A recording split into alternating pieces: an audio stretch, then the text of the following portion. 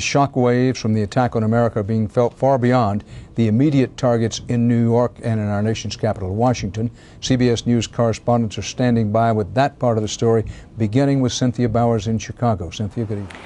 Dan, as news of this catastrophic attack spread here in the Chicago area, so did the sense no place is secure.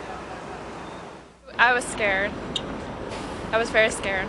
Within minutes of the first reports, nearly 20,000 people poured out of the Sears Tower, the nation's tallest building, afraid it too was a target. I would say a sense of anxiety, of nervousness, and people were anxious to leave the building.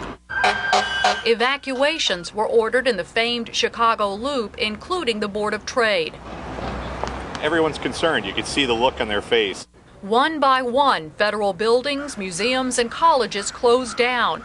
Extra trains were put on the tracks to get hundreds of thousands of people out of the downtown center, under the watchful eyes of military jets with hundreds of police on the streets below. Every sworn personnel in the Chicago Police Department, from the superintendent on down, will remain in uniform until further notice. Security is so tight across the Midwest, passengers on this Delta jet in Cleveland were evacuated, while authorities made sure a threatened bomb was not on board.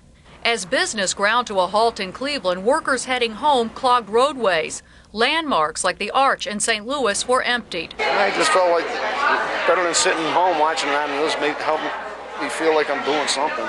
And blood banks began to fill as the enormity of this catastrophe started to hit home. I think we need to pray for our country and pray for our president because, this is the national crisis that people have been talking about for years.